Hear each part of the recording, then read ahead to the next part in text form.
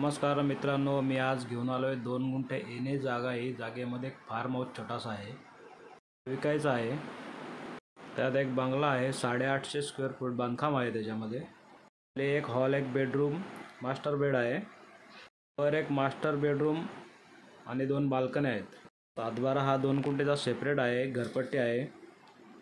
बेपुरी स्टेशनपासून 2 kilometre अंतरावर आहे आणि कर्जत कल्याण नॅशनल हायवेपासून 1 किलोमीटर अंतरावर आहे। पाण्याचे वगैरे सोय चांगली आहे। पूर्ण बंगल्याला वॉल कंपाऊंड आहे, गेट आहे। किंमत ही 35 लाख रुपये आहे तिची। आपल्या चॅनलवर नवीन असाल चॅनलला सबस्क्राईब, लाईक, शेअर करा। धन्यवाद।